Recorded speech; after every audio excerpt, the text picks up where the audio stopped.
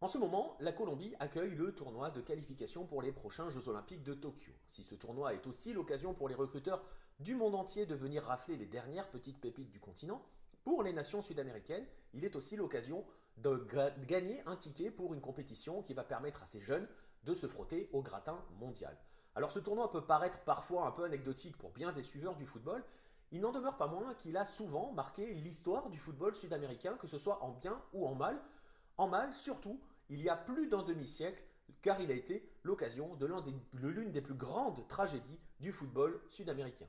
Bienvenue dans le 10e épisode de Temps additionnel.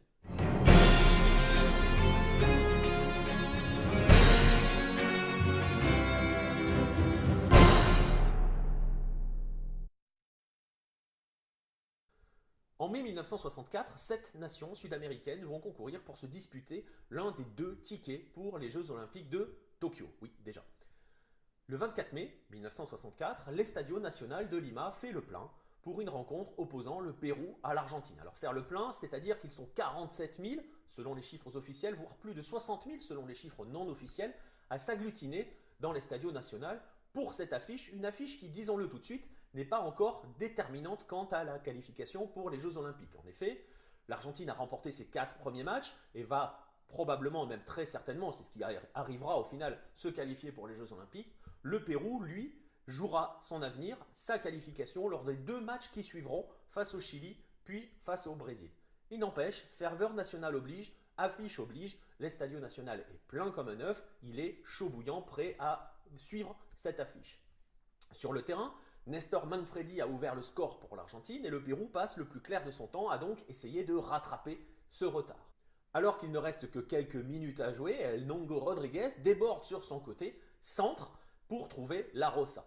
L'avant-centre péruvien manque le ballon, mais dans son dos surgit Victor Kilo Lobaton qui se jette en pied en avant pour propulser le ballon dans le but. Vous imaginez, égalisation du Pérou alors qu'il restait quelques minutes à jouer, liesse générale dans les tribunes, mais cette liesse ne va durer qu'un temps, le temps de s'apercevoir qu'Angel Eduardo Pazos, l'arbitre uruguayen de la rencontre, a annulé le but, il se tient bras levé. Pour quelle raison annule-t-il ce but? Il estime que le pied en avant de Victor Kilo Lobaton est illégal, qu'il y a faute, et donc il siffle coup franc pour l'Argentine. C'est ici que notre drame va commencer à se jouer, puisque à la joie immense va succéder une colère inouïe.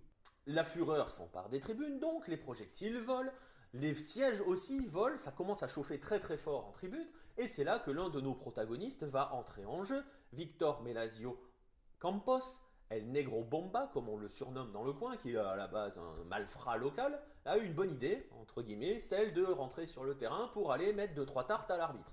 Il est forcément intercepté par la police, qui va être très maligne aussi et va le passer tout simplement à tabac. Ça ne fait que décupler la fureur, d'autant que dans les pas de notre Negro Bomba arrive Edilberto Cuenca qui a la même idée, aller mettre une tarte à l'arbitre et est également intercepté par les forces de l'ordre. Il est également roué de coups et passé à tabac, ça ne fait encore qu'amplifier la colère, et pendant que les officiels et les joueurs sont escortés vers les vestiaires, le chef des forces de l'ordre, le commandant Jorge de Azambura, va prendre une décision qui va mettre le feu aux poudres. Il va vouloir disperser la foule dans les tribunes et a pour cela une idée de génie, envoyer des grenades lacrymogènes. Idée de génie, pourquoi? Parce qu'en plus de masquer et de troubler la vue des Inchas qui sont présents dans les tribunes, notamment dans la tribune nord qui est principalement visée, ça va aussi générer un mouvement de panique, chacun voulant échapper aux lacrymogènes.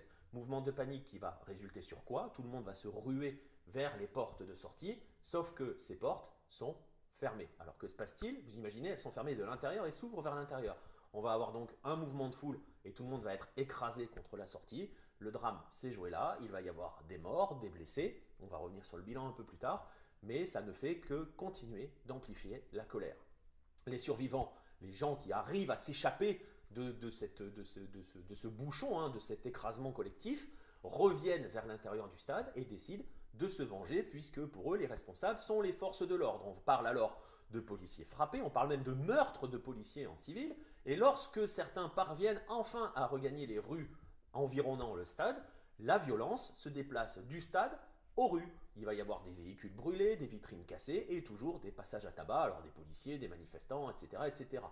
La violence est telle que tout se propage, le bruit se propage dans Lima, et certains craignent même un coup d'État. Il faut dire qu'à l'époque, le semblant de démocratie instauré par Fernando Belaúnde Terry est très très vacillant, le contexte social est très particulier, et donc le gouvernement va décider d'envoyer tout simplement l'armée, de mettre en place un état d'urgence et donc un couvre-feu. Alors, ce qu'il faut savoir, c'est que effectivement, si le coup de sifflet a été le catalyseur, il n'est pas forcément l'objet de tout ce débordement, ce déchaînement de violence. Alors si l'arbitre uruguayen dira plus tard, si j'avais su les conséquences de mon coup de sifflet, je n'aurais jamais sifflé faute. Il n'est pas donc, je le disais, le principal responsable. On est dans une époque trouble au Pérou, d'instabilité sociale et politique, et donc il fallait un élément déclencheur, il a été le catalyseur. D'ailleurs, le rapport de la garde civile, suite à ces émeutes, parlera de débordement communiste comme responsable de ces émeutes, alors qu'un autre rapport, publié par un autre juge d'instruction, parle de la responsabilité du gouvernement et, histoire de bien alimenter les théories du complot, sachez que ce rapport a été depuis oublié et a même disparu des archives. Le fait est qu'une fois le calme revenu, le temps va alors venir de faire le bilan de ces conséquences et d'analyser les conséquences de ces débordements, et le bilan, il est terrible. On parle de 318 morts, 500 blessés, voire plus. Selon le journaliste Jorge Salazar, plusieurs années plus tard, il pense même qu'il y a plus que 318 morts. On parle aussi de corps qui ont disparu pendant les violences. Bref, vous voyez, toujours une théorie du complot qui vient se mettre là-dessus. C'est très très obscur. Le fait est que l'on a affaire alors à la plus grande tragédie qui a secoué un stade d'Amérique du Sud. Sur le terrain, l'Argentine, je le disais, va aller aux Jeux Olympiques, va se qualifier. Le Pérou, lui, n'ira pas. Il finit match ex-aequo avec le Brésil et devra donc jouer un match d'appui qu'il perdra. C'est le Brésil qui ira représenter l'Amérique du Sud avec l'Argentine aux Jeux Olympiques. Un demi-siècle plus tard, plus d'un demi-siècle plus tard, il n'en demeure pas moins que les fantômes de cette tragédie du national continuent de hanter les tribunes du stade. Certains prétendent même en apercevoir de temps en temps.